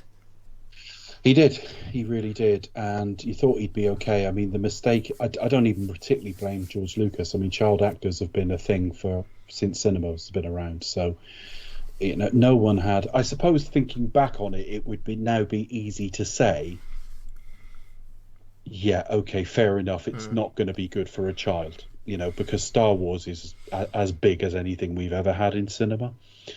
But, he already had some degree of being known, and he was just almost a victim of his own success. He filmed Star Wars when he was 8 or 9. Well, 8 and 9, in fact. I think they did some reshoots when he was about 9. The film came out when he was, for argument's sake, 10 or something like that. And he never recovered. Sad thing is that I think it was a mistake to go with a younger kid then anyway. I think you should have gone for late teens. And the worst thing about it is, not that this would be any satisfaction to the Lloyd family or any consolation, so I don't mean it like this, but it's not like we got an all-time classic out of it. We got a disappointing Star Wars film. The biggest problem with, apart from the dreadful dialogue, was that because he started with Anakin at the wrong age and then had to fill it with a load of padding.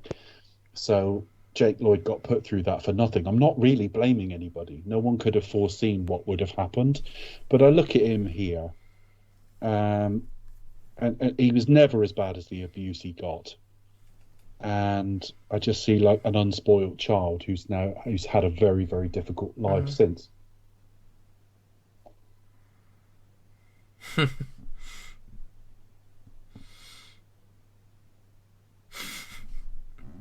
We could use a man like you on the force. That is absolutely entirely how police are hired. The number of people who've told me I applied for the police and I just had to shoot round on a jetpack at a Macy's Day Parade. And I was offered the job. You just have to like show a bit of heroism. Yeah. Because this is perfect if they need a traffic cop or something. But it's not so bad. Yeah. See, this is like, this is exactly how you should end it. He gives away the toy. Quite right. Yeah.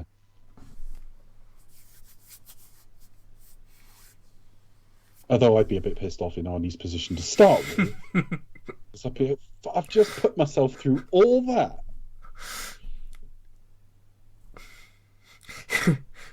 Saying it for grit teeth. I thought you wanted it more than anything.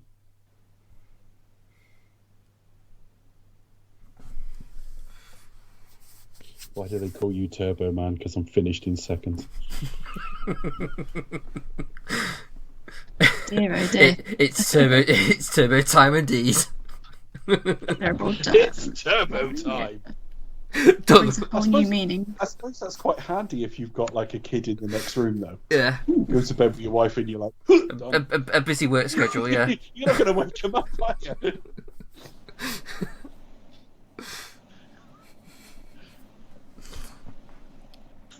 And that's it. Oh. There is also like a cutscene which sometimes they actually have as a last scene. It's not actually used as a cutscene. And I think depending on which version, I don't know what it is, but yeah, there is a scene that comes straight after the credits. But sometimes they just throw it on before the credits. as a last little thing. Just off the point, the other point I want to make about Lethal Weapon is if they do, I've just noticed it's Mel Gibson's birthday today. Mel Gibson is 65 today. But then I realised Murtaugh is... When he's 65. Murtaugh's older than Danny Glover. Yeah. He turned 50 in the first film. Really? So, yeah, so when the actor was only in his early 40s. So you'll have Danny Glover turning up at like 72, 73, but Murtaugh's like 10 years older. I watched Lethal Weapon on Boxing Day, as I usually do. I double bill it with Die Hard, and what struck me is that's a nice tradition. Is Danny Glover is like basically sort of on like then on the verge of like retiring at the age of 50. Yeah. He's fucking ripped. Yeah. You forget like he's pretty... Well, which film is it? Is it the fourth film where he has to strip down to his pants? He's still ripped then. That was like 11 years later, although at that point he's in his early 50s and Murtaugh's in his 60s. Yeah. So it's just like, how old are the characters meant to be? I don't know, but he's like timeless. But he's saying, "Oh, I'm too old for this shit," and he's like, "You're like fucking hell." you got abs. Yeah, I know. He was always cast, mind you, it was an action film, wasn't it? Yeah. I don't know how I feel about it because I just think that like the first one was great, the second one was great, the third and fourth I remember kind of enjoying, don't remember that much about. But by the time of the fourth, you've already made entries that weren't as lauded as the first one, let's put it that way. So I kind of, what harm's it going to do at this stage? Yeah. I'll go and see it, might be all right. And it's lovely to, I quite like the idea of a 91-year-old man sticking out like elite Hollywood fare. Yeah, I do wonder if they're going to do like in that new generation type thing. What? So, two cool kids on skateboard, and one of them going, "I'm too young for this shit." Yeah, it's like the kids or something. I don't know. Because the fourth one did listening to their Sony Walkman discs with and Raggy, a bit of Raggy. I mean, yeah, the fourth one did like proper wager on the family aspect, like they're all just one big family now. Yeah. Yeah. Which is a bit too cheesy for my liking. A bit too like... Well, it was the last line of the fourth. Mm. We're family. I mean, not really. He's knocked up your daughter and he's, you know... I haven't watched them that often. I'm not a big Shane Black lover like you, but the last time I watched Lethal Weapon, I was reminded what a high quality film it is and what a great Mel Gibson performance it is. Yeah. Because it's genre affair, you don't think of it like that? I'll actually say Danny Glover's great in it too. I think he gets overlooked, but it's a tight script as well. The script just like moves. It's a tight script, but not only that, it's a fun film in a film where a guy is just sat there absolutely heartbroken, sobbing, and you can feel like he can't cope. It's quite uncomfortable to watch. A guy on fucking with a death wish, who is. Yeah. But it's dark moments. Like, well, I suppose we're reviewing Lethal Weapon now, of course. We best not do that because we're doing it in about 5 weeks. Yeah. Yeah, but it's like the dark moments that just casually just drops in. Yeah, we've been talking about what normally happens with our forward schedule is we talk about it to death until we not trying to agree, but just it gets mentioned at the end of recordings so often that we get like a short list in all our heads, and then actually we just crack and go, let's just announce a few, and that's what's happened this time. At no point did we put all of those in a list and go yes, no, maybe. We talked about them so often that we went, that's the list then. And we're kind of all agreed. I think the only one in there where we haven't talked about it a lot is Bourne, but we've all agreed we want to do Bourne.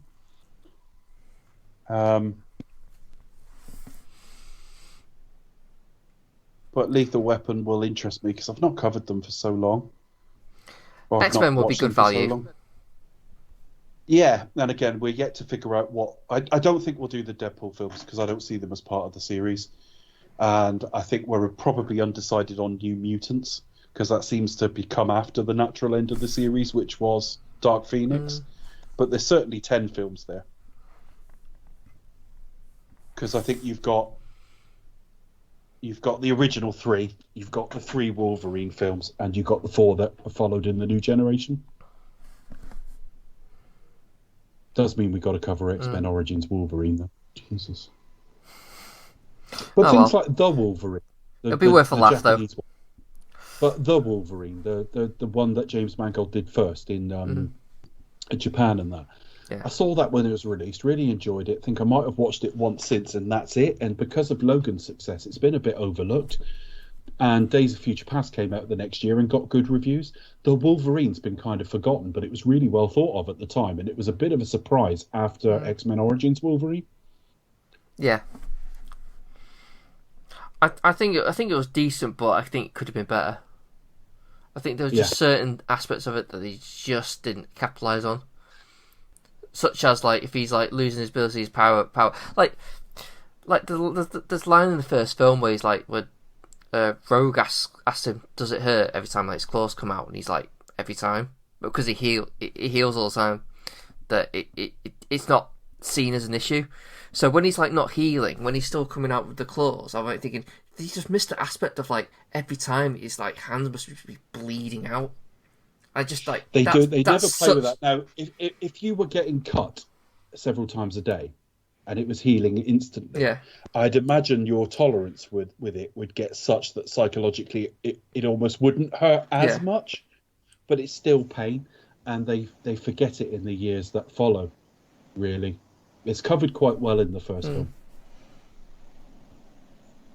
But it had a nice colour palette and a nice look, and actually it's probably the best he ever looked in the role as well. He was so ripped in that film.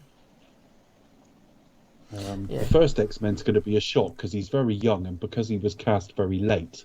They all look quite young. Well, in the first film, he was not that they look old now, but they all... Well, it was meant to be Doug Gray-Scott. It was. Do they? But yeah, no, watching it even back now, you just think, oh my god, you know.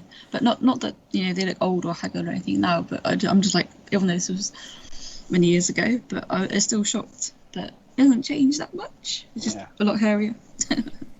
Anyway, my film was finished, so that's it for 2020 and the 2020 Christmas commentary. Merry Christmas, everybody. Merry Happy New Christmas, Year. everyone. We don't We're a tend whole to year early. Merry Christmas for 2 weeks ago.